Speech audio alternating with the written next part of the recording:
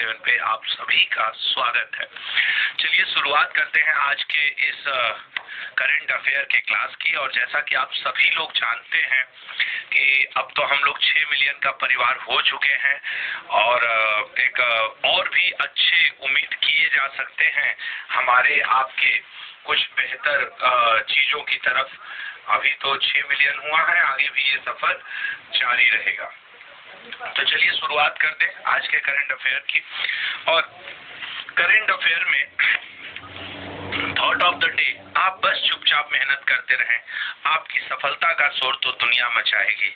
और हमेशा की तरह मैं हमें दो पक्ष को लेके चलता हूँ। सबसे पहले किसी भी बात का सकारात्मक पहलू, ये आपकी पढ़ाई से रिलेटेड हो सकता है। दूसरा नकारात्मक पहलू, आप चुपचाप मेहनत करते रहें, दिन भर चुपचाप मोबाइल चला रहे हैं, दिन भर चुपचाप मोबाइल चला रहे हैं, फिर मामा मौसी मोहल्ला सब चिल्लाएंगे कुछ नहीं कर पाई, कुछ नहीं कर पाया। तो दो तरीके की वो होती है मेहनत। अब वो आपके आंख के सामने है, आप किस प्रकार की मेहनत में विश्वास कर पाएंगे। क्लियर है? तो चलिए पहले क्वेश्चन की तरफ जाएंगे और आपकी जानकारी के लिए बता दें कि आप सभी को पता होगा इस बैच का, अब तो आपको नहीं मुझे भी बहुत इंतजार है, ठीक है ना। तो चलिए शुरुआत करते हैं आज के सेशन का। और ये 6 मिलियन के लिए आप सभी को बधाई, कोटि कोटि बधाई। तो let's start today's current affair. देखते हैं किन क्वेश्चंस में क्या डिस्कस करेंगे।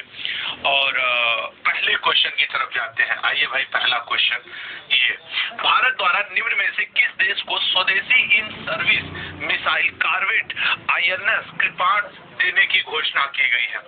एक्चुअली अभी भारत के जो रक्षा मंत्री हैं राजनाथ सिंह जी, क्लियर है ना, राजनाथ जी, ये आपके वियतनाम के अपने समकक्ष से मुलाकात किए और उस मुलाकात में ही ये तय हो गया था कि भारत अपने स्वदेशी निर्मित, देखो आत्मनिर्भर भारत, वैसे तो हथियारों का जो सिफरी की नई रिपोर्ट आई है उसमें भारत हथियारों का सबसे बड़ा आयातक देश है। सबसे बड़ा आयातक देश कौन है? तो वो भारत है। ऐसा बहुत कम होता है कि भारत किसी को हथियार बेचे, खरीद ही लेता है। तो राजनाथ सिंह ने आपके वियतनाम के अपने समकक्ष से दिल्ली में मिल करके साइन वाइन करके इनको INS कृपाण पकड़ाया है। और ये बहुत ही मतलब दिल्ली में हुई ऐतिहासिक बैठक थी। जो विदेश के उनका नाम देख लो, फान वान कियांग, जो विदेश के उनके समकक्ष मतलब रक्षा मंत्री। भाई ये अपने देश के रक्षा मंत्री वो, तो रक्षा मंत्री ने क्या दिया? In service missile corvette. और यही नहीं, आपकी जानकारी के लिए बता दूं, वियतनाम के साथ भारत ने बड़े रक्षा सौदों की घोषणा की है। मतलब भले भारत रूस से अमेरिका से खरीद रहा है, लेकिन भारत ने अब छोटे देशों को हथियार बेचना भी शुरू कर दिया। तो पहले हम हथियार खरीदते थे, अब हम हथियार बेच भी रहे हैं। सिपरी की रिपोर्ट में भारत हथियारों का सबसे बड़ा आयातक है, सबसे बड़ा निर्यातक अमेरिका है और सबसे ज्यादा हथियार रखने वाला ओवरऑल चाइना है, दूसरे सबसे अधिक परमाणु हथियार रखने वाला रूस है। तो ये कुछ रिपोर्ट है, याद रखना। हथियार खरीदने वाला भारत, हथियार बेचने वाला USA, सबसे अधिक हथियार रखने वाला देश चीन, सबसे अधिक परमाणु हथियार रखने वाला देश रूस। ये है कुछ आपके स्टैटिक के आंसर। क्लियर है? करंट अफेयर के वियतनाम की राजधानी हनोई, वियतनामी डोंग यहाँ की मुद्रा है, फाक मीन चीन यहाँ के राष्ट्रपति हैं और प्रधानमंत्री हैं वियतनाम के। अभी हाल ही में किसे भारतीय रिजर्व बैंक के डिप्टी गवर्नर के रूप में नियुक्त किया गया है? एक्चुअली भारतीय रिजर्व बैंक में अभी कुछ दिन पहले की बात है कि जैन जी का रिक्रूटमेंट हुआ था कि भाई आप डिप्टी गवर्नर रहेंगे, लेकिन उनकी स्थान अब डिप्टी गवर्नर कौन हो गए? स्वामीनाथन जानकीरामन। तो अब ऐसे याद रखो कि अच्छा ऐसा क्वेश्चन रेलवे के पेपर में खूब पूछता है, डिप्टी गवर्नर वाला, जो मैंने नोटिस किया। और वो इतना दूर नहीं पूछेगा, इतना छोटा सा पूछता है, पर यहाँ से पूछेगा भारतीय रिजर्व बैंक के डिप्टी गवर्नर के रूप में किसे चुना गया, इतना। और जब ये वाला नहीं याद आता है ना, तो एक नंबर नहीं मिल रहा तो बड़ा अंदर से उठापटक पछतावा होता है कि अरे साला एक नंबर ये नहीं बन रहा है। तो जितने लोगों को रेलवे GDMTS देना है, और कभी कभी भारत के नव नियुक्त डिप्टी गवर्नर है CGL में, और तब लंका लगती है मेरे लल्ला, इसका राइट आंसर बनेगा ए, स्वामीनाथन जानकीरामन। ये है भारत के नए डिप्टी गवर्नर। और इन्होंने किसका स्थान लिया है? मैंने कहा ना, जैन, महेश कुमार जैन के स्थान पे ये कार्यभार संभाल रहे हैं। आज आपकी 22 जून है, 22 जून को महेश कुमार जैन का कार्यकाल समाप्त हो रहा है और अगले 3 साल के लिए, नेक्स्ट 3 ईयर के लिए स्वामीनाथन जानकी रामन जी अपने पद पर नियुक्त हो रहे हैं। और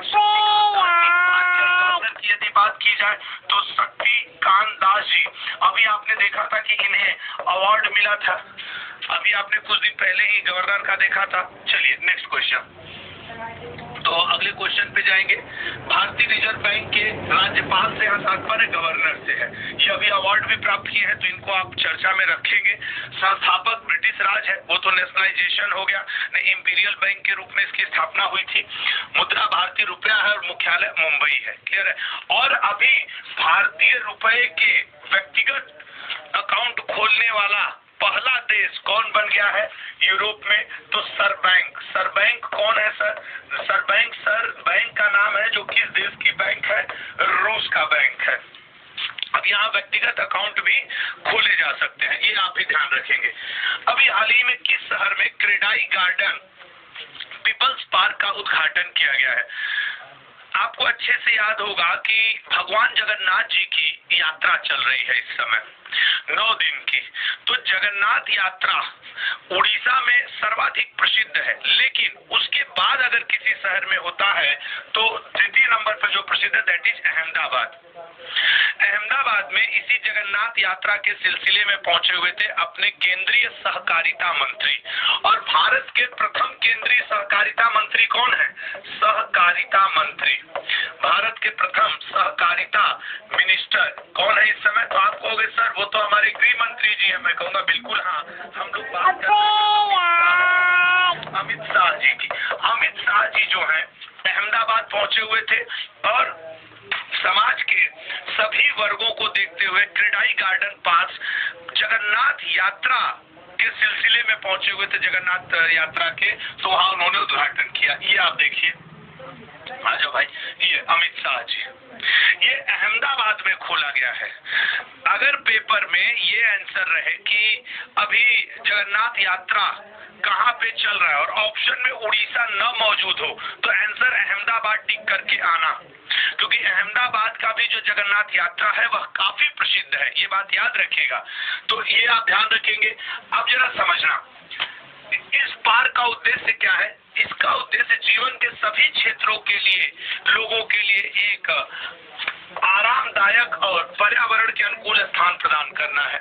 ये 12,000 वर्ग मीटर में है, 2.5 करोड़ रुपए के खर्च से इसका निर्माण किया गया था। और इस पार्क में कौन जाएगा? मध्यम वर्ग, उच्च मध्यम वर्ग, वंचित मध्यम जरूरतों को पूरा करने के लिए डिजाइन किया गया है क्रेडाई पार्क। चलेगा next question. Research and analysis wing raw के प्रमुख के रूप में किसे नियुक्त किया जाता है? देखो रॉ है क्या?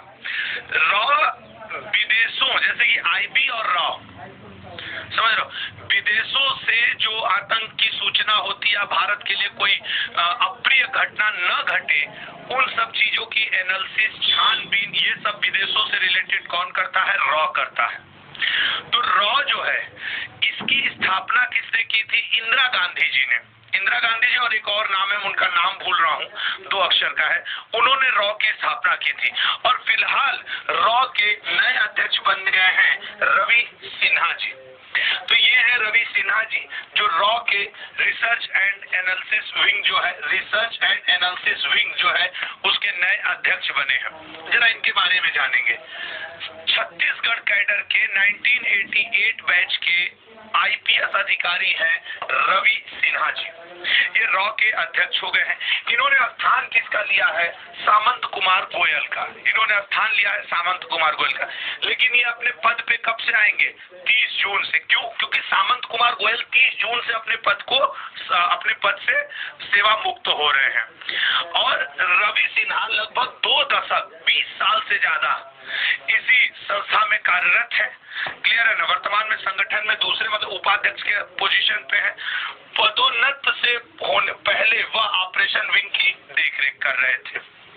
अगर रॉ की बात की जाए तो इसकी स्थापना 21 सितंबर 1968 को हुई थी। मैंने कहा था ना, दो लोग मिलके किए, एक तो इंदिरा गांधी जी, दूसरा RN काओ, यही दो शब्द मैं मिस कर रहा था। रॉ भारत की विदेशी खुफिया एजेंसी है और यहाँ पे मैं 30 जून लिख दे रहा हूँ, नहीं तो कई लोग कहेंगे आज के डेट में 30 जून, ठीक है ना। रॉ का प्राथमिक कार्य विदेशी खुफिया, अच्छा जैसे IB-CBI रॉ, अब IB-CBI में क्या अंतर है बताओ? एक क्वेश्चन ऐसा भी बड़ा अच्छा बनता है, IB और CBI में क्या अंतर है? तो याद रखना, जैसे देखो IB, कहीं कोई आतंकवादी अप्रिय घटना न हो, या यूं कह लें घटना होने से पूर्व की जानकारी देने वाला IB होता है। जैसे मान लो कहीं विदेश मंत्री, रक्षा मंत्री, प्रधानमंत्री या देश के अन्य गणमान्य राष्ट्रपति, उपराष्ट्रपति जितने पद कहीं जा रहे हैं, उनकी सुरक्षा और भी बहुत सारी आतंकवाद रिलेटेड, नक्सली, ऐसी कोई अप्रिय घटना न हो, घटना के पहले की सूचना कि भाई देखो वहां